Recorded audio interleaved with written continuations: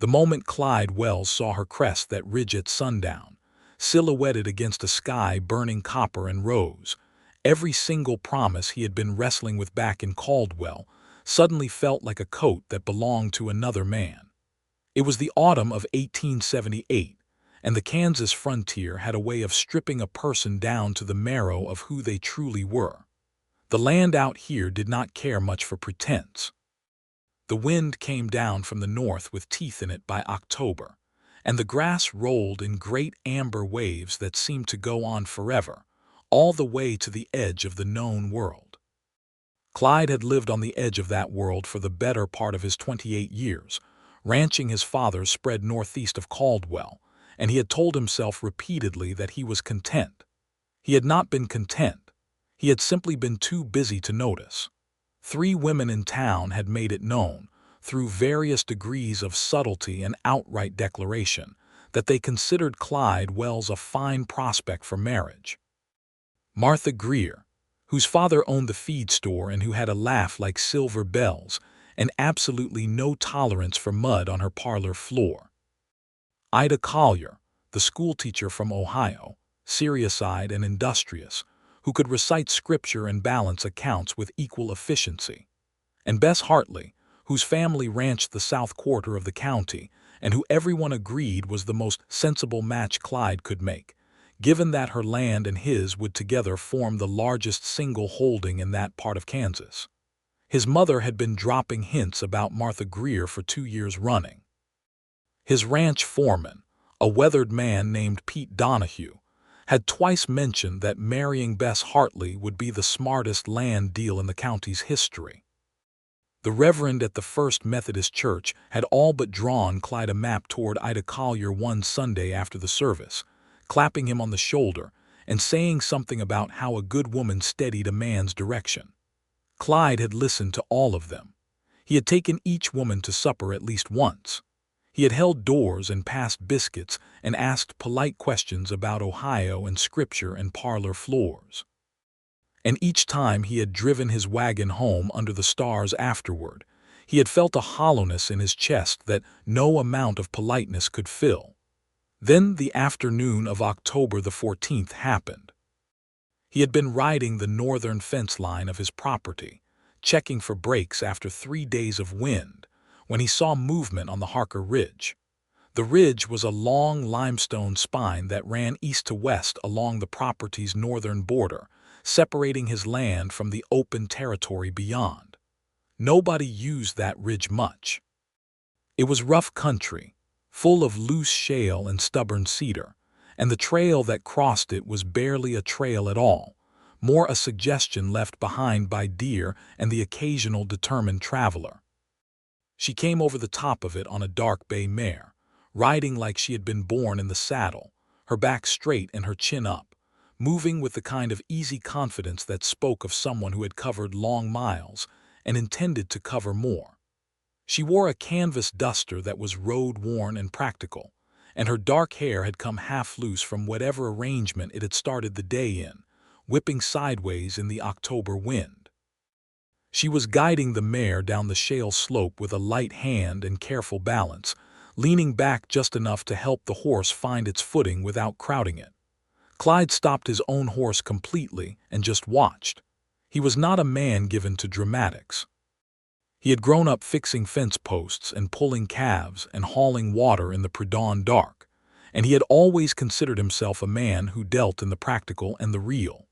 So he could not have explained exactly what happened to him in that moment, except to say that something settled into place inside his chest that had been restless his entire life. As though a door he hadn't known was ajar suddenly swung quietly shut and latched. She reached the bottom of the ridge, turned the mare along the base of it, and then glanced over and saw him sitting his horse about 50 yards off. She did not startle. She raised one hand briefly in acknowledgement the way riders do, matter of fact and equal, and then she kept moving east. Clyde sat there long after she had disappeared around the bend of the ridge, the wind pulling at his hat and his horse stamping with impatience. He rode back to the ranch house that evening with his mind entirely elsewhere, and forgot to check the last quarter-mile of fence he had ridden out specifically to inspect. He asked Pete Donahue at supper if anyone had come through the northern pass recently. Pete thought about it and said he had heard there was a woman from Colorado Territory headed down toward Caldwell, some kind of homesteader situation, something about a land parcel she'd inherited from a cousin or maybe an uncle. He wasn't entirely sure of the details. He'd heard it from Tom Briggs at the hardware store, who had heard it from somebody else entirely. Clyde ate the rest of his supper in thoughtful silence. The following morning, he made his way into Caldwell on the pretense of needing fence wire, which he genuinely did need. But the wire was a secondary concern, and he knew it. Caldwell in 1878 was a town in the full flush of its early life, a cattle town and a border town, sitting right at the edge of the Kishom Trail's northern reach, with the ambitions of a place that believed in its own future. There were saloons and a hotel and a land office and 2 general stores and a church and a schoolhouse, and enough noise and mud and commerce to make a man feel that civilization was very much alive and arguing with itself on every corner. He found out about Ruby Keene from Eleanor Briggs at the general store, because Eleanor Briggs knew everything about everyone who came through Caldwell within approximately 4 hours of their arrival. Her name was Ruby Keene. She was 24 years old. She had come down from the San Juan Range in Colorado Territory after her uncle Hector Keene had passed away in August, leaving her 160 acres of inherited claim land northeast of Caldwell that abutted the territory border. She had no family left to speak of, Eleanor said, with the particular combination of sympathy and relish that people in small towns reserve for genuinely interesting newcomers. Her mother had died when Ruby was 12. Her father had gone looking for silver in Nevada sometime around 1870 and never come back in any practical sense, sending occasional letters until those two stopped around 1875. She had worked as a cook's assistant at a mining camp in Colorado for 2 years, then spent the last 2 years managing a small livestock operation for an older rancher named Gus Merritt, who had died that spring. She had arrived in Caldwell 2 days ago with her bay mare, a pack horse, $300 saved, a deed to 160 acres, and what Eleanor described as an absolute determination to make something work. She was staying at the Caldwell Hotel for the time being. Clyde bought his fence wire and walked very slowly down the main street, thinking carefully about whether there was anything honest and non-ridiculous he could do with the information he now possessed. He was a grown man. He could not simply present himself to a woman he'd never spoken to and announce that he had watched her come over a ridge the previous evening and had been unable to think of much else since. That would not do. He decided what he actually needed to do was visit the land office, because he had been meaning to look at some survey maps regarding his northern fence line anyway, and the land office was right there. And if he happened to encounter someone in the course of legitimate business, that was simply the workings of an ordinary day. The land office smelled of ink and old paper and the particular dusty authority of official documents, and behind the long counter stood a man named Harold Fitch, who wore sleeve garters and a permanently harried expression. Harold was explaining something about survey stakes to the only other person in the office, and that person was Ruby Keene. She was taller than Clyde had expected, which was to say she was of a height that meant she looked most people directly in the eye rather than up at them. She had dark eyes, nearly black, and strong hands that were spread on the counter as she examined a map, and she was wearing a practical dark blue dress now rather than the canvas duster, and she was focused entirely on whatever Harold was telling her about survey stakes in the way that some people are able to be absolutely present in a conversation while still being aware of everything else in the room. She looked up when Clyde came in. He nodded, the way you do in a frontier town where manners are both essential and economical. She nodded back. Harold looked relieved to have a second customer and held up one finger to indicate he would be right with him. Clyde examined the framed survey map on the wall with great and entirely fabricated interest, while Harold finished explaining the marker situation to Ruby. The northeast corner stake should be right along where Harker Ridge slopes down to the creek bed, Harold said, pointing at the map. Your property starts there. It's good land, Miss Keene. A little rough in the northwest section, but the eastern portion has decent grass, and there's a reliable spring somewhere in the middle section, though you'll need to find it. I'll find it, Ruby said, and the certainty in her voice was so uncomplicated and absolute that Clyde had to pretend to be even more interested in the wall map. You'll need a neighbor's corroboration to register the eastern boundary, Harold added. That parcel abuts the Wells Ranch property to the south. You need Clyde Wells to come in and confirm the line. There was a pause. Clyde turned around because there was nothing else to do. Ruby Keene was looking at him with those dark eyes, and the corner of her mouth was doing something that might have been the beginning of a smile. Well, she said, that's convenient. I'm Clyde Wells, he said, which was obvious but felt necessary. Ruby Keene, she said, and they shook hands across the counter in the land office with Harold Fitch as the only witness. And it was perhaps the most practical beginning to something extraordinary that either of them would ever know. They walked out into the Caldwell morning together, because Harold needed to pull the original plat from a back room and had asked them to return in an hour. The street was busy in the mid-morning way of frontier towns, with wagon traffic and horses tied to rails and women carrying market baskets, and the sound of hammering from the direction of a new building going up on the south end. The smell of wood smoke and horse and autumn dust was everywhere. Clyde asked if she'd like coffee while they waited, because it was a practical and entirely reasonable suggestion, and Ruby said yes in the direct way she seemed to do most things, and they went to the small dining room off the hotel lobby where coffee was available in the mornings. That's your property to the north of mine, he said, once they were settled with cups in front of them. It is now, she said. I haven't seen it yet. I came in through your area, actually, over the ridge. I know, he said, and then wished he had thought of a less direct way to say that because it sounded as though he had been watching for her, which he had not been, but it also sounded like he remembered every detail of having seen her, which he did. She looked at him steadily. You were on the fence line, checking for breaks, he said. Wind had been up for 3 days. It's wild country up there, she said. I liked it. That ridge has a quality to it, like it's the edge of something. The edge of settled country, he said. North of there it gets open fast. I've been in open country, she said, wrapping both hands around her cup. Colorado territory up in the San Juans. You spend 2 years cooking for a mining camp at 9,000 feet, and the open country starts to feel like a friend. Must have been hard work, he said. Everything worth doing is hard work, she said, matter-of-factly and without complaint. And then she asked him about his ranch with what struck him as genuine curiosity rather than polite conversation-making. And they talked until the hour was gone, and then a little beyond it. And when they finally stood to go back to the land office, Clyde realized he had not thought once about Martha Greer or Ida Collier or Bess Hartley, and that the hollow feeling in his chest had gone somewhere entirely.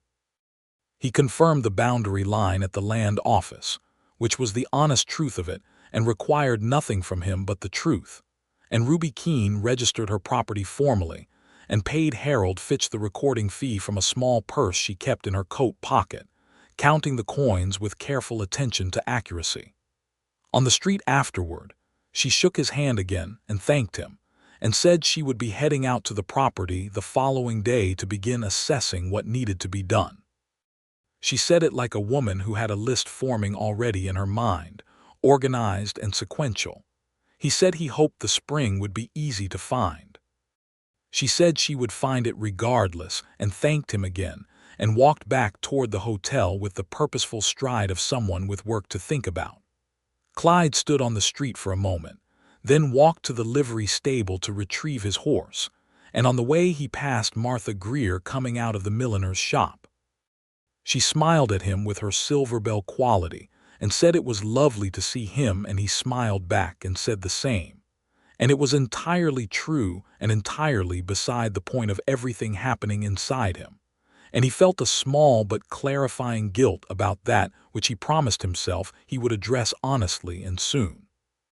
The following week was consumed with the practical work of October on a cattle ranch, the kind of work that has no patience for distraction, weaning and sorting, and the constant attention the land demanded before winter. But Clyde found himself riding his northern fence line with much greater frequency than fence maintenance strictly required, and on the third morning of this practice, he admitted to himself that he was hoping to see her. He saw her on the fourth morning. She was working in the eastern section of her property, which was visible from his fence line where the ridge sloped down, and she had clearly found the spring because there was fresh-turned earth around what would become a well surround, and she was wrestling with fence posts in the most fundamental sense of the phrase, driving stakes with a post maul in the hard October ground, with the kind of methodical effort that makes a person sweat even in cold weather. He dismounted and tied his horse and called across the fence to ask if she needed a hand, which was the neighborly thing to do and also the honest thing, because watching a person do alone what was genuinely a two-person job when you were standing right there was something his upbringing simply would not allow. She looked up, pushed a strand of dark hair back from her face, assessed him for approximately 1 second, and said she would not refuse an offer of help, and could he hold the stake upright while she swung. They worked together for 3 hours that morning, the cold air between them filling with the sounds of honest labor and occasional direction, and the particular ease of two people who do not waste words when work is present. She had good instincts, he noticed. She set her stakes in a line that was true to the eye. She knew how deep to go in that soil. She had thought ahead about where the gate would need to be. When they stopped to rest and drink from her canteen, he asked where she'd learned fencing. She said a woman on her own in the West learned what she needed to learn when she needed to learn it, and that Gus Merritt, the rancher she'd worked for in Colorado, had taught her most of the practical stuff because he was a practical man and she had asked the right questions. Most people don't ask enough questions, she said. What kind of questions do you ask? He said. She thought about it seriously. How? Why it's done this way instead of another?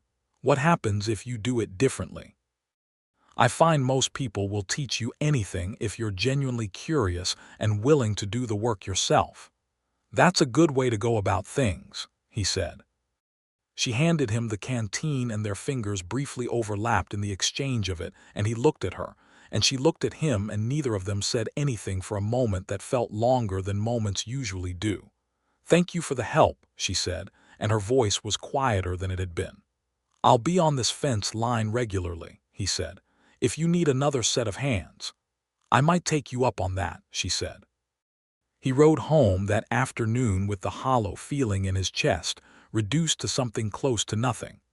By the following Saturday, Caldwell's social machinery had done what small-town social machinery does, which is to say it had noticed. Martha Greer's mother mentioned to Clyde's mother at a church circle meeting that Clyde seemed to be spending considerable time on his northern fence line. Ida Collier asked Clyde directly, in the flat-footed way of a woman who respected honesty and expected it in return, whether he was planning to call upon her formally this winter, as she had been given to understand he was considering. Bess Hartley's brother Jimmy rode over to the Wells ranch one afternoon and talked about cattle and land for 45 minutes before finally getting to the point, which was that Bess had told him to come find out what Clyde's intentions were, because she had other possibilities presenting themselves, and she was a practical woman who did not like to leave her options unnecessarily open. Clyde sat down with Pete Donahue that evening on the porch and told him honestly that he was not going to marry any of the 3 women who were currently expecting to be considered, and that he needed to address this with each of them as directly and kindly as was possible, and that he was sorry for having let things get to a state where the addressing was required. Pete, who had been foreman on the Wells ranch for 11 years and who had known Clyde since he was 17, looked at him for a long moment and then said, "Is this about that woman on the Keene property?" "I don't know yet," Clyde said honestly, But it's not about Martha or Ida or Bess, Pete said. No, Clyde said. Pete nodded slowly.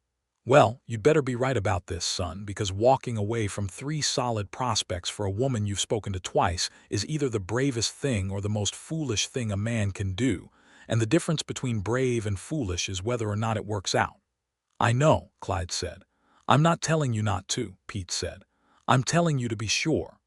Clyde thought about the way Ruby Keene's hands had looked on the fence post stakes, the way she'd looked at him over the canteen. The quality of her certainty when she'd said she would find the spring regardless. I'm sure about something, he said. I'm not sure yet exactly what.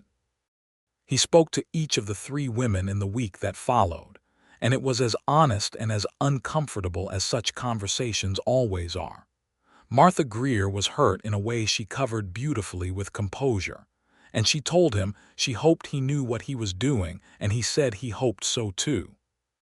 Ida Collier was matter-of-fact about it in the way he might have predicted, saying simply that she appreciated directness, and that she hoped whoever it was deserved the consideration.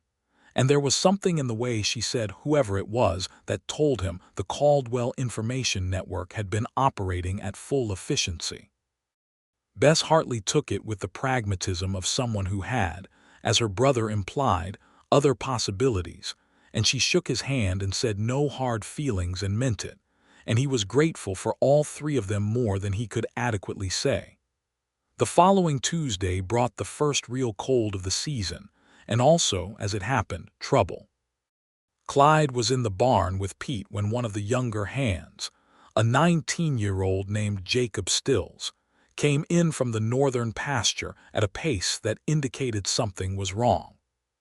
He reported that there were 2 riders on the Keene property, and they did not look like they were there for any friendly purpose, given that one of them was attempting to pull up the new fence stakes that Ruby had spent the better part of 2 weeks driving in. Clyde saddled his horse in about 90 seconds.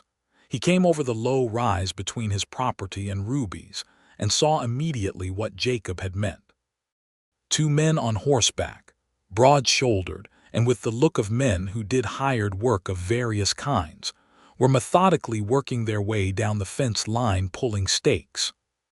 Ruby was standing in front of them with her hands on her hips and her chin up, and even from 100 yards Clyde could see from her posture that she was not frightened, she was furious.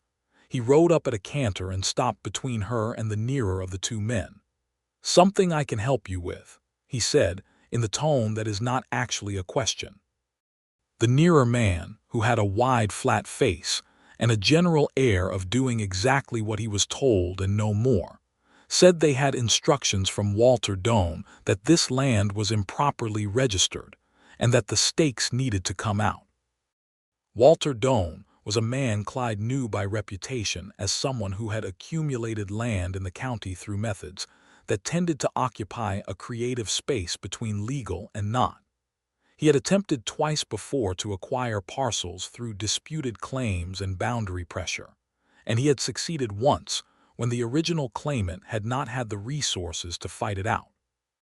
"The land is properly registered," Ruby said, and she had a copy of the registration document in her hand, which she had apparently gone to retrieve from the house while Jacob was riding for Clyde, because Ruby Keene was not a woman who faced a confrontation without the relevant paperwork. "Harold Fitch at the land office can confirm every detail." Clyde looked at the man. "You hear that?" The man looked uncomfortable in the way that hired men look when the instructions they've been given have encountered an obstacle the instructions didn't account for. He looked at his companion. His companion looked at the registration document in Ruby's hand, and then at Clyde, and then at the fence stakes he was still holding and slowly set them back on the ground.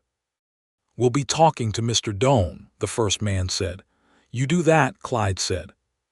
"And you tell Walter Doane that this land is registered, the boundary is confirmed, and the next time anyone comes on this property without an invitation, there will be a conversation with the county sheriff before any other conversation happens. Are we clear?" The men left in the way that men who have been outmaneuvered leave, which is to say trying to look as though they had not been outmaneuvered. Ruby watched them go and then turned to look at Clyde, and something in her face had shifted from furious to something quieter. "Thank you," she said. "You had the paperwork," he said. "You didn't need me." "I might have needed someone with a little more physical presence," she said dryly. "I'm good at a lot of things. Being 6 feet tall isn't one of them." 5'10", he said, and she laughed, and it was the first time he had heard her laugh, a genuine unguarded laugh, and it was nothing like silver bells. It was warm and a little rough around the edges and entirely itself. They put the stakes back together, Clyde hammering the ones that had been pulled while Ruby held and aligned. And when they finished and stood back and looked at the line running true and firm in the autumn light, something about the shared work of it felt like a claim of a different kind. He found reasons to come to her property every few days after that, and she found reasons that were equally honest and practical to accept his presence. And the conversation between them deepened in the way that conversation deepens when two people are genuinely interested in what the other person thinks. She told him about Colorado, about the mining camp winters, and the particular lonely endurance of being a woman without family in rough country, about learning to depend entirely on herself not because she wanted to, but because there had been nothing else available to depend on. She told him about her Uncle Hector, who she had met only twice in her life but whose letters over the years had been kind and full of a specific dry humor she had appreciated. He told her about his father, who had died 4 years ago and left him the ranch at 24 with a lot of debt and a foreman who knew more than he did, and about the years of working down the debt and building the herd, and about his mother who lived in the house still and who he did not always understand but who he loved with the solid, uncomplicated love of someone who has been reliably present. "Are you lonely?" she asked him once directly, in the way she asked things. "I was," he said, with an equal directness that surprised him when it came out. "I think I've been lonely most of my life without knowing quite what to call it." She was quiet for a moment. "I know what that is," she said softly. November came in cold and clear, and Clyde began arriving on Tuesday and Thursday mornings with regularity that had stopped pretending to be about fence lines or neighborly assistance and had become simply about seeing her. He brought supplies once when he knew she was running low, 4 days after a weather delay had kept her from getting into town, and she did not make a fuss about it and also did not pretend it was nothing. His mother, Margaret Wells, was a small, precise woman with sharp eyes and the kind of patience that had been forged over 40 years of frontier life into something that resembled certainty. She had been watching her son over these weeks, and she asked him one evening at supper, without looking up from her plate, what exactly was happening on the northern end of the property. "I've been helping the new neighbor with her setup," Clyde said. His mother continued eating for a moment. "Ruby Keene," she said. "Yes." "Alina Briggs says she's a capable woman," his mother said. "She is," Clyde said. His mother looked up then, and her eyes had that quality they sometimes had of seeing through whatever surface he presented directly to the thing underneath. "Bring her to supper," she said. "Sunday." "I don't know if she'd come," Clyde said. "Ask her," his mother said, and went back to her plate, and there was nothing more to discuss. He asked Ruby on Thursday morning, and she was quiet for a moment in that way she had when she was thinking something through properly rather than just reacting. And then she said yes, she would come to Sunday supper. She arrived on Sunday with a small jar of preserved plums she had found among her uncle's stores in the house, which she offered to Margaret Wells on the doorstep. And Margaret took them with both hands and said preserved plums were exactly what was wanted.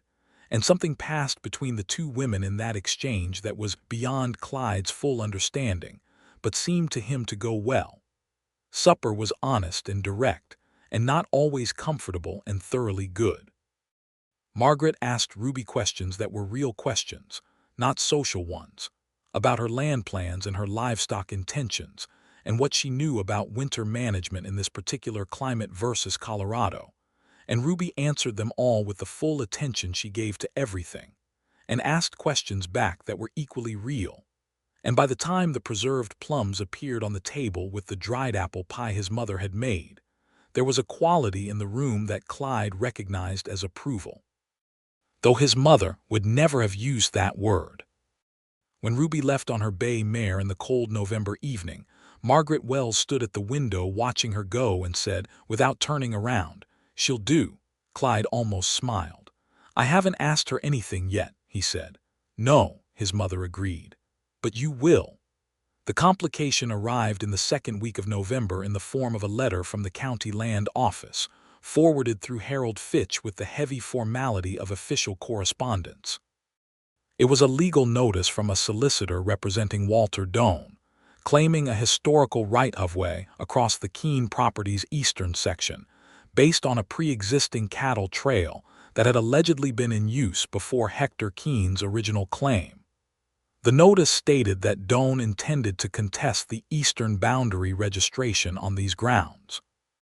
Ruby brought the letter to Clyde on a gray Wednesday morning, not because she needed him to read it or to handle it for her, but because his boundary confirmation was referenced in the original registration, and his testimony would be material to any dispute. They sat at her kitchen table, which was one of the 3 pieces of furniture that had been in Hector Keene's house when she arrived, a table and 2 chairs and an iron stove, and she had added a cot and a set of shelves, and the room had the spare, honest look of a life being built from the ground up rather than inherited. "He's going to keep pushing until I either can't afford to push back or something else gives," Ruby said, her hands flat on the table, looking at the letter. "Probably," Clyde said. "I need a lawyer," she said, "which costs money I would rather put into the property.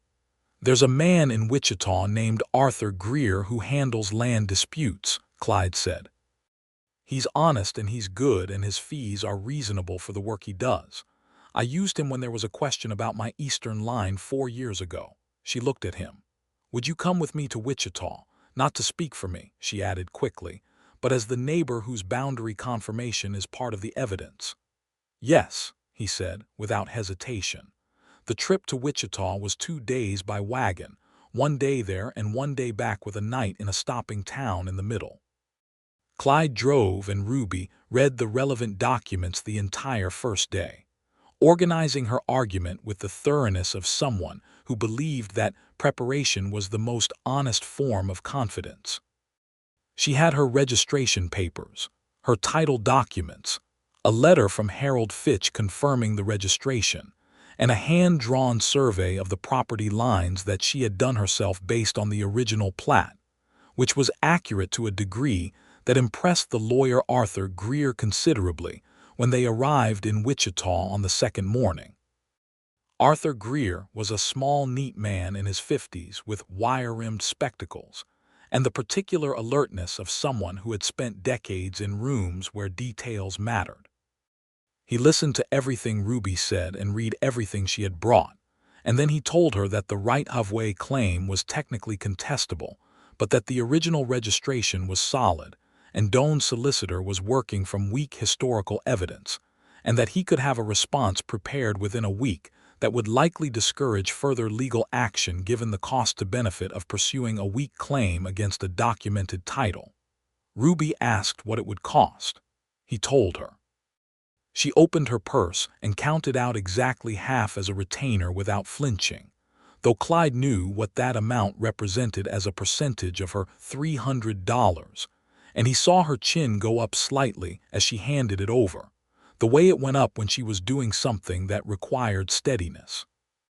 On the way back from Wichita in the afternoon of the return trip when the sky was going the long horizontal gold of a November prairie sunset and the horses were settling into their overnight rhythm, Ruby said, "I appreciate everything you've done. I want you to know I'm keeping count so I can settle the debt properly." "There's no debt," he said. "There is," she said firmly. "I don't like owing people." He thought about how to say what he wanted to say without saying more than he had the right to say yet. "I'm not doing it because of debt or credit," he said. She turned to look at him on the wagon seat.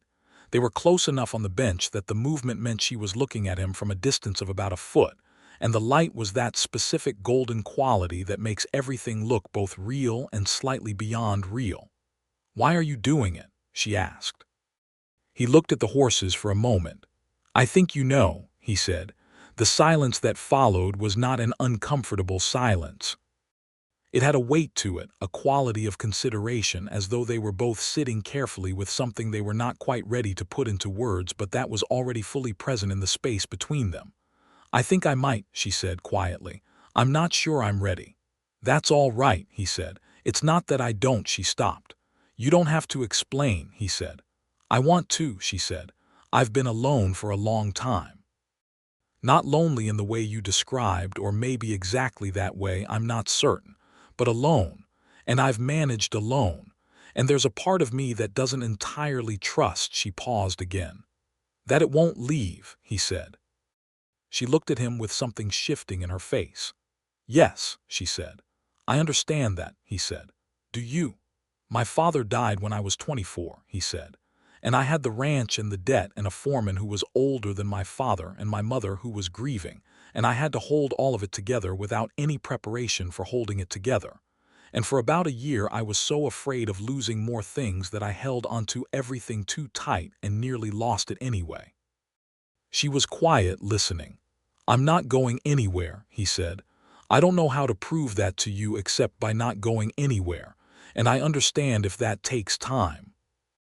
She turned back to face the road ahead, and the golden light fell across her profile, and he could see her working through something inside herself with the same methodical seriousness she brought to fence stakes and legal documents. "I like you, Clyde Wells," she said finally, and there was more in those 5 words than the words themselves contained, a whole country of implication that neither of them needed to map out just yet. "I like you, Ruby Keene," he said, and the horses walked on into the evening. November deepened into the cold blue quiet of the Kansas winter preparing itself, and what was between Clyde and Ruby deepened in the same steady, unhurried way.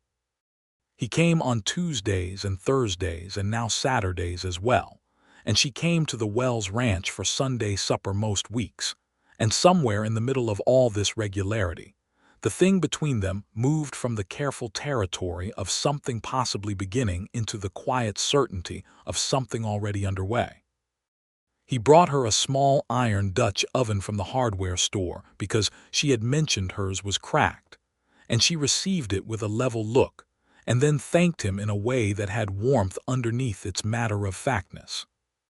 She left a bundle of dried herbs from her uncle's garden on his porch one morning, with a note saying they were good in winter stew, and he kept the note in his coat pocket for 3 weeks before admitting to himself that this was not the behavior of a man who was simply being neighborly.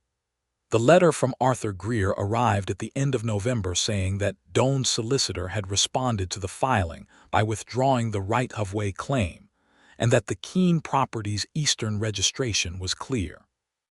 Ruby read it at her kitchen table and then sat very still for a moment and then said, to nobody in particular, "Good." And then she folded it carefully and placed it with the other documents in the tin box she kept under the floorboard where her important papers lived, and went back to work. When Clyde came on Thursday, she told him about the letter, and the relief in his face was so genuine and unguarded that she looked at it for a long moment as though she was learning something from it. "You were worried," she said. "Of course I was," he said. "You hid it well," she said. "I didn't want to make you more worried," he said. She looked at him steadily. "You can tell me when you're worried about something," she said. "I'm not fragile." "I know you're not," he said. "That wasn't why, He stopped. "What?" she said. "I wanted to believe it was going to be fine," he said. "For your sake." She was quiet for a moment, and something in her eyes was soft in a way he had not seen before. "Thank you," she said, and it was a different kind of thank you than any she had given him before, a fuller one. December arrived, and with it the serious intention of a plains winter, the cold that settled into the landscape with authority and did not leave, the short gray days and the long clear nights sharp with stars.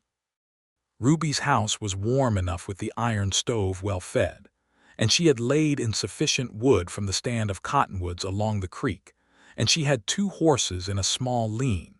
To barn she and Clyde had built together in a single long cold November Saturday.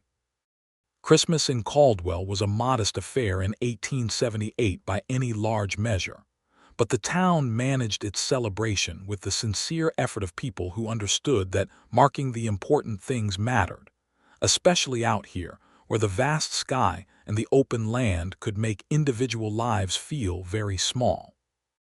There was a community supper at the church hall, organized primarily by the women of the Methodist congregation, and a good portion of Caldwell attended because it was cold and it was Christmas, and there was food and company.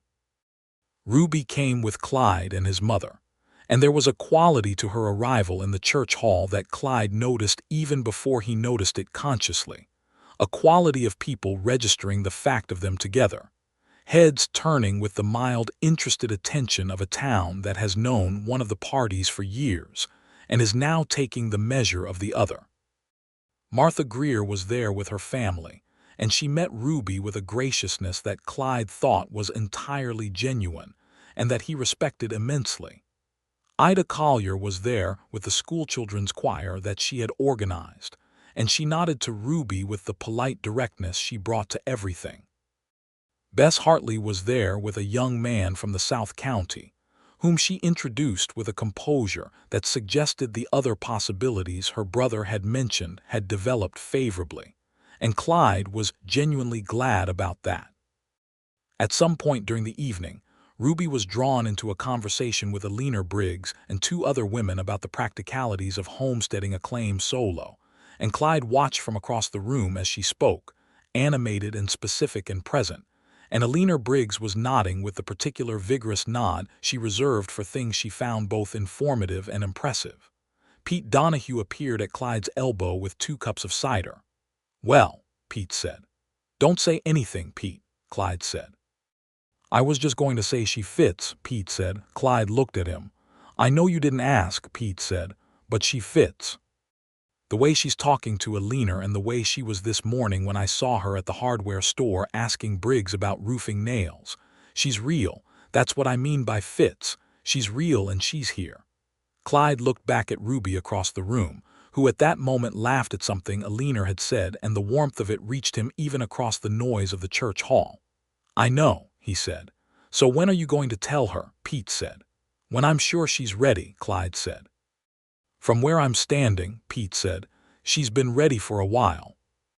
He thought about that on the drive home, the 3 of them in the wagon, Margaret in the back wrapped in quilts and apparently asleep, though he suspected she was not, and Ruby beside him on the bench, and the stars above the Kansas plains so dense and close in the cold December air that they seemed almost reachable. "What are you thinking about?" Ruby asked quietly so as not to wake his mother. "You," he said, and there was no point in anything else. She was quiet for a moment. "Tell me," she said softly. "I've been trying to give you time," he said, "to not push, because what you said on the way back from Wichita made sense and I wanted to respect it." "I know," she said. "But I don't want to wait so long that the waiting becomes its own kind of distance," he said. "So I'm going to say it, and you can take whatever time you need with it after." She turned toward him on the seat, and the starlight was enough to see her face, and she was looking at him with the full open attention she gave to important things. "I love you," he said. "I think I've been moving toward that since the moment I saw you come over that ridge in October and didn't know yet what it was. I love the way you face things, the way you ask the right questions, the way you held the fence post while I hammered and argued with me about the spacing. I love that you brought preserved plums to my mother. I love that you count your change twice. I love the sound of your laugh. I love you, Ruby Keene." The silence afterward was the color of the stars, and then she said, "I love you too," in a voice that was steady and full and entirely honest, and he took her hand on the wagon bench and she turned it so her fingers were through his, and in the back of the wagon Margaret Wells continued to be apparently asleep and very possibly smiling. He asked her to marry him on a Tuesday morning in January, which was not the most dramatic setting in the world, standing in the cold outside her barn while she was breaking ice off the water trough, but the moment presented itself with a rightness that he did not want to delay past. He had the ring in his coat pocket, A simple gold band he had bought from a jeweler in Wichita on the return trip months ago, carrying it since October with the private acknowledgement that he was either very sure or very optimistic, and it turned out to be the same thing. She looked at him when he said it, and there were chips of ice on her coat sleeve, and her cheeks were red with cold, and her dark eyes had everything in them at once. "Yes," she said. "Yes, Clyde." He put the ring on her finger there at the water trough with the January cold pressing in on every side, and she looked at it for a long moment, then looked at him, and then she kissed him for the first time, her cold hands coming up to his face and the warmth underneath the cold of her, and it was the best cold morning of his entire life. They were married in April, when the prairie had turned green again, and the sky was the particular optimistic blue of spring. In the Caldwell Methodist Church with half the county in attendance because a wedding in a small frontier town is a community event, and everyone wanted to be there. Margaret Wells sat in the front row wearing the good dress she had saved for important occasions and holding her handkerchief in a prepared manner. Pete Donahue stood up beside Clyde as his witness, cleaned up and uncomfortable in his good suit, and clearly moved by the occasion even though he would have denied it. Ruby wore a dress she had made herself over the winter from fabric she had ordered from a dressmaker's catalog, a soft ivory wool that suited the April morning, and she walked down the aisle with her chin up and her dark eyes, finding Clyde's the moment she came through the door, and staying there the entire length of the walk. The Reverend conducted the ceremony with the solemnity it deserved, and when he reached the part about richer or poorer, in sickness and in health, Clyde looked at Ruby and thought about what those words meant in the actual real terms of a life built out here. The drought years and the hard winters and the fence that needed perpetual mending. And he said his vows with the full understanding of their weight and meant every syllable of them. She said hers in the same clear, steady voice she used for everything that mattered. When the Reverend said he could kiss his bride, Clyde did, and the assembled half-county of Caldwell responded with the generous approval of people who had watched this particular story develop and were glad it had come to this. After the wedding, there was the practical question of the two properties. Ruby had put a full season's work into her land, and she was not inclined to simply abandon what she had built, and Clyde had no inclination to ask her to. They talked about it the way they talked about everything important, directly and with full information on the table, and what they decided was this: they would work both properties.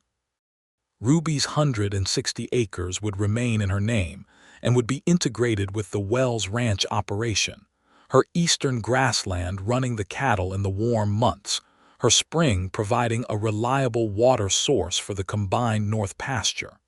The house on her property would remain standing and useful, and eventually they would see what they needed it to be. The joining of the two properties was, as Pete had predicted that first autumn, the most sensible land operation in that part of Kansas, though the way it had come about had very little to do with sense and everything to do with something else entirely. Their first spring and summer together had the quality of something being built that would last, daily and specific, and full of the small negotiations of two strong-willed people learning how to share a life without losing their individual shape. They argued about the cattle rotation schedule with equal conviction, and eventually arrived at a solution that was neither of their original positions but better than both. She started keeping records of the ranch operations in a ledger system that was considerably more organized than anything Clyde had implemented before, and he had the grace to acknowledge this and learn from it. He was better at managing the crew and the external relationships, the buyers and the other ranchers, and the ongoing conversations with the county that were part of being an established presence in the territory, and she had the grace to let him carry those things without feeling she was being excluded. In the evenings they sat on the porch of the Wells Ranch house in the warm months, watching the light change over the long grass, and talked or did not talk, and both were equally good. She had brought her tin box of important papers, and put it on the shelf beside his. And there was something about the two boxes side by side that satisfied him in a way he couldn't fully articulate. His mother, who had moved to the smaller back room of the house to give the new couple the larger front bedroom, declared herself entirely pleased with the arrangement, and showed this primarily by cooking for more people than strictly necessary, and ensuring that Ruby's opinions were solicited on all domestic matters, which Ruby gave with her customary directness.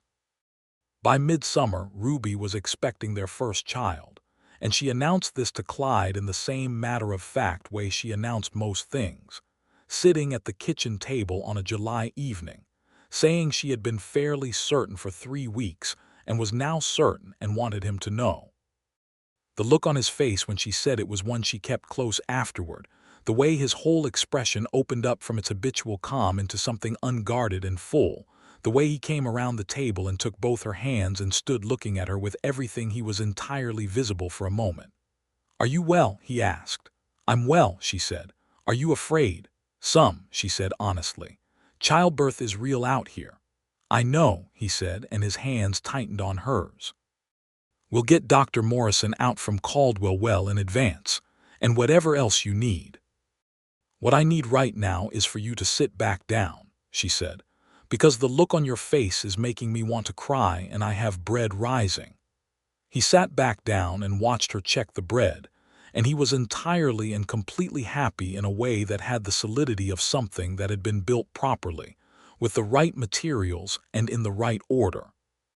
The winter of 1879 was harsh even by Kansas standards, with a series of blizzards in January and February that kept the ranch crew pinned close for days at a time and required the kind of steady endurance that tested what people were made of. Clyde and Ruby weathered it with a shared practical competence, managing the livestock and the fuel supply and the household with the efficiency of a good partnership. And when the storms were at their worst and the wind was a solid white wall outside every window, there was something about being inside together by the stove with the lamp lit that was the definition of enough. Jacob Wells arrived in February of 1880, on a night when the wind had finally settled and the stars were doing their cold winter brilliance over the Kansas plain. Dr. Morrison had come out from Caldwell 2 days before based on Ruby's assessment of the timing, which had been accurate to within a day, and he was there for the birth, which was long and difficult in the way that first births often are, and Clyde sat outside the bedroom door for 4 hours that were the longest of his life. When Dr. Morrison opened the door and told him he had a son and his wife was well, Clyde stood up from where he'd been sitting and had to put his hand on the wall for a moment to steady himself. He went in and Ruby was exhausted and absolutely herself, and the baby was small and red-faced and inexplicably perfect, and she handed him over with careful arms and said, "There he is." Clyde held his son and looked at Ruby and thought about the Ridge in October of 1878 and the long way from there to here, and was so grateful for every mile of it that he had to look away for a moment. "He's going to be stubborn," Ruby said. "How do you know?" Clyde said. "Because look at the set of that jaw," she said. And she was right. Jacob Wells did in fact arrive with a jaw that suggested strong opinions, which proved accurate as he grew. Jacob was followed 2 years later by a second son, Thomas, who came into the world with considerably less drama than his brother, and with a placid good nature that his mother said was a deliberate counterbalance sent by the universe. Thomas was round-cheeked and easy, and took to everything with an equanimity that Clyde recognized as echoing his own temperament, which Ruby pointed out with the affectionate precision she brought to most observations. The ranch continued to grow through the early 1880s, adding acreage and improving the herd quality as the cattle market in Caldwell continued its robust period, and Ruby's integration of the Keene property into the overall operation had by this point been so complete and so effective that the two properties were really one in everything but formal deed, which was intentional. Walter Doane made one further attempt to create legal difficulty in 1881, this time involving a water rights question about the spring on Ruby's property, and Ruby and Arthur Greer dispatched it with a thoroughness that discouraged any further attempts. Greer wrote afterward that Miss Keene, as he still addressed her in professional correspondence, was the most organized client he had encountered in 30 years of frontier law practice, and that he had complete confidence in the soundness of her titles going forward. She showed the letter to Clyde with the particular satisfaction of someone who had done a thing properly and knew it. "He calls you Miss Keene," Clyde said. "Old habits," she said.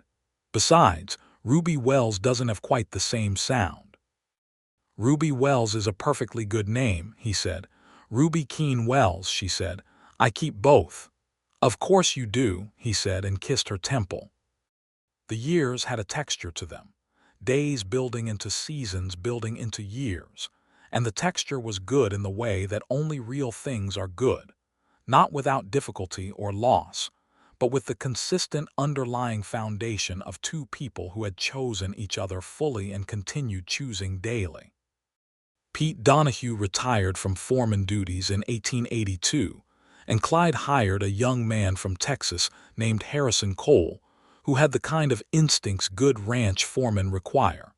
And Pete remained on the property in a reduced capacity that everyone pretended was about work, and was actually about the fact that Pete had no other home, and the Wells Ranch was where he belonged. Margaret Wells, Clyde's mother, was a robust presence in the house throughout these years, with strong opinions about the grandchildren's development and about the proper management of a winter root cellar. And she and Ruby had settled into a relationship that was honest and warm and occasionally combustible in the way that two strong-willed women sharing a domestic space will sometimes be, and was fundamentally good for both of them. She passed in the winter of 1883, quietly, in the back room that had been hers, and Clyde and Ruby buried her on the rise behind the house where the view she had loved was visible in every direction. And Clyde grieved his mother with the solid, patient grief of a man who had learned that loss was part of the fabric, and that the fabric held anyway. Ruby stood beside him at the grave and did not say anything for a long time, and then she said, "She was proud of you, and it was the right thing because it was true." Life on the frontier in the mid-1880s was changing in ways both visible and subtle. The cattle trail era through Caldwell was winding toward its close, the railroad and the homesteading pressure gradually reshaping the old open-range world into something more settled and enclosed. The great unfenced territory that Clyde had grown up looking at from his fence lines was filling in, new families arriving and claiming land, towns growing, the specific wild quality of the earlier decades giving way to something more permanent and ordinary. The Wells Ranch adapted, as ranches that survive always adapt, moving toward more sophisticated breeding programs and crop integration, and the kind of diversified operation that could weather the market fluctuations the pure cattle economy could not. Ruby managed the books with the same meticulous attention she had always brought, and the ranch records from this period were clean and detailed and remained in the family for generations. Jacob, growing into boyhood with the stubborn jaw Ruby had predicted, had decided by age 5 that his primary passion was horses, a passion that was both genuine and convenient given the family business. Thomas, the placid counterbalance, showed early signs of the mathematical ability that would eventually make him well suited to the accounting side of ranch operations. The two boys were inseparable in the way of brothers close in age, fighting and collaborating in equal measure. A daughter arrived in 1885, Emma, who had her father's calm and her mother's eyes, and a curiosity about everything that she pursued with a focused intensity from approximately the age at which she could walk and point at things. Ruby nursed her through the summer, and Clyde watched the two of them in the evenings with the particular gratitude of a man who had been given more than he had known to hope for. "What are you looking at?" Ruby asked him one evening, sitting with Emma in the rocker on the porch, the long summer light going gold over the grass. "Everything," he said. She looked at him, and the quality of the look was the same as it had always been, full and direct and holding nothing back. "Good," she said softly. They had built something real. He knew it the way he knew the land under his feet, by having worked it, by having been on it through every season, by understanding what it had cost and what it had given. The hollow feeling that had haunted him through his 20s was gone so completely that he sometimes forgot it had been there at all, and then he would remember it and be grateful for it, because it had been the thing that recognized her when she came over that ridge. In the evenings when the children were in bed and the ranch house was quiet, they sat together in the kitchen or on the porch, and they talked about everything and nothing, about the cattle and the children and the books she was reading, and the fence line that always needed something, and the spring on her property that had never once let them down. She kept her dark hair long, and he still found himself watching her cross a room the way he had watched her cross that ridge, with the particular attention of someone for whom the sight of her never quite became ordinary. "You're staring at me again," she said one October evening, sitting at the kitchen table with her ledger, not looking up. "I know," he said. "Is there a reason?" she said. "You came over the ridge 7 years ago today," he said. She looked up then, and something in her face went soft. "I didn't know that was today," she said. "I counted," he said. She put her pen down and looked at him across the table, and he looked back. And it was October, and the lamp was lit, and somewhere in the house Jacob was arguing with Thomas about something, and Emma was asleep. And the ranch was sound, and the property was secure, and they had arrived together, at the life they had each in their separate ways been crossing difficult country to find. "Come here," she said. He got up and came around the table, and she turned in her chair, and he knelt beside it, and she put her hands on either side of his face the way she had that first cold January morning when she said yes, and she looked at him with the full dark attention of those eyes that had always looked straight at the thing they were looking at. "I crossed that ridge not knowing what was on the other side," she said. "What did you find?" he said. "This," she said simply. "You, all of it." He covered her hands with his. "Are you glad you came this way?" "Every single day," she said, and kissed him in the lamplight of their kitchen with the October night outside the window and the sound of their children in the house around them, and the whole of their life together spread out behind them like good country, every acre of it known and worked and loved. 7 years earlier, Clyde Wells had turned down 3 proposals waiting for him in the town of Caldwell, Kansas, because he had seen Ruby Keene come over Harker Ridge at sundown on an October evening, and something in him had known, with the particular certainty of a man who has found his direction without a compass, that everything worth looking for in this world had already found him. He had been right. The years that followed that October evening, the ones that stretched forward from the lamplight of the kitchen, and the ledger on the table, and the children upstairs, and the sound of the Kansas night beyond the walls, were exactly what 2 people who loved each other honestly and worked beside each other faithfully, and told the truth to each other consistently built together when they had the good sense and the good fortune to start right. The ridge was still there, the long limestone spine of Harker Ridge running east to west along the northern property line, unchanged by everything that had happened on either side of it. In autumn the light still fell on it the way it had that first evening, the copper and rose of a Kansas, sundown turning the shale and the cedar into something that looked like the edge of the known world. Clyde rode the fence line sometimes in October still, out of habit or something deeper than habit, and he would look up at the ridge and remember exactly how she had looked coming over it, and the memory was so precise and so complete that it might have been happening still. He thought sometimes about what he would have done if he had not been on that fence line that particular day. If he had finished the inspection earlier, or started later, or ridden the south line instead of the north. The margin of it, the way the whole of everything that mattered most had hinged on an ordinary afternoon of fence checking and a wind that had been blowing for 3 days. He mentioned this to Ruby once, lying in the dark of their bedroom on a winter night with the snow coming down outside and the house warm around them. "If I hadn't been on that fence line," he said, "you would have been introduced in town eventually," she said. "Harold Fitch needed your confirmation anyway." "It wouldn't have been the same," he said. She was quiet for a moment.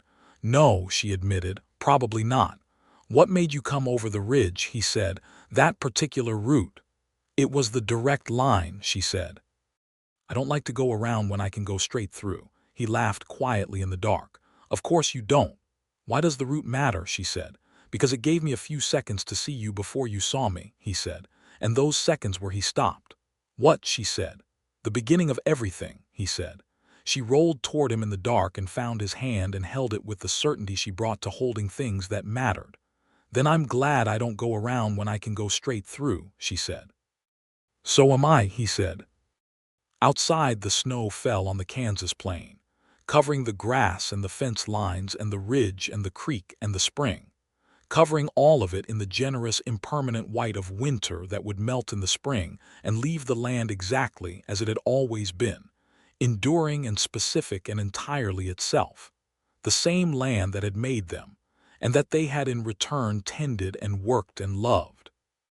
The same good country that stretched all the way to the edge of the horizon, where the sky met the earth in the particular open way of the West that neither of them would ever entirely leave behind, no matter how settled their life became, because the West was not just a place they lived in but a quality of the air itself, and they had breathed it in together from the beginning, and it was part of them now, as permanent and as necessary as anything they had ever chosen or been given.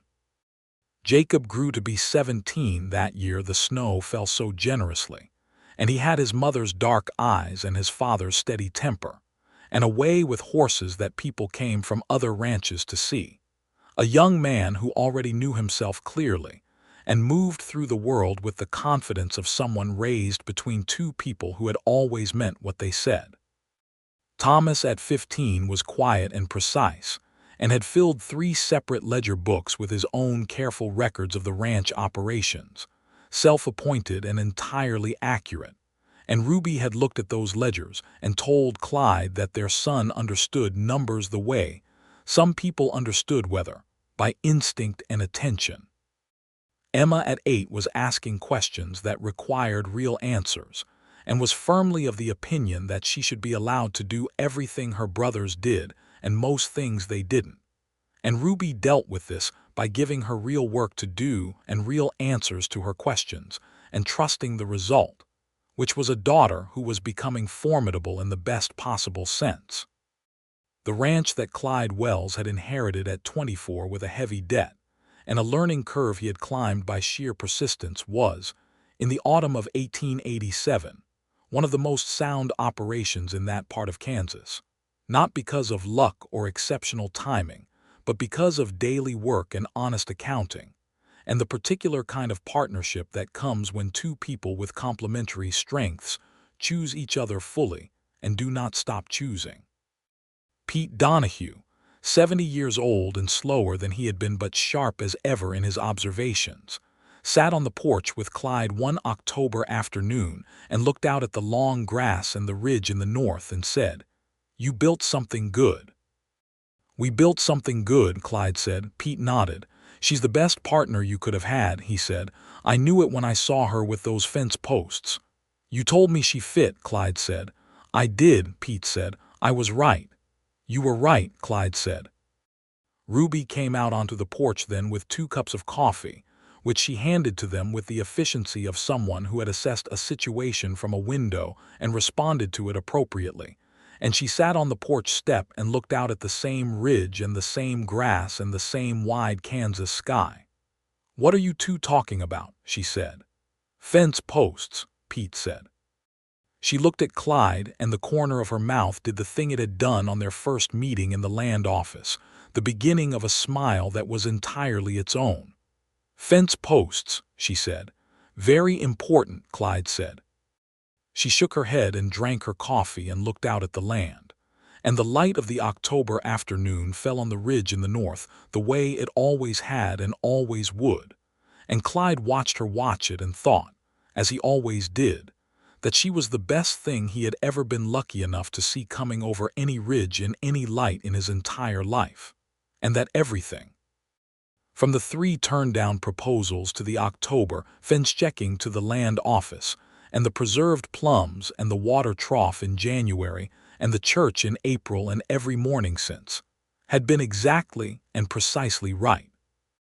The ridge stood as it always had, patient and limestone gray and unchanged, holding the line between the settled country and the open territory, between the before and the after, between the man he had been and the man he had become, between the hollow feeling in his chest and the fullness that had replaced it so completely he could no longer quite remember the shape of the emptiness. Ruby Keene Wells looked out at it with those dark eyes that had always looked straight at whatever they were looking at. And the land held them both, and the October light was everything it had always been, and it was enough. It was more than enough. It was the whole of what a life could be when it was lived honestly and loved well, out on the edge of the known world, where the grass ran all the way to the horizon, and the sky above it was impossibly wide, and the ridge in the north kept its long, quiet watch over everything they had built together on both sides of it, season after season, year after year, all of it theirs, all of it real, all of it lasting.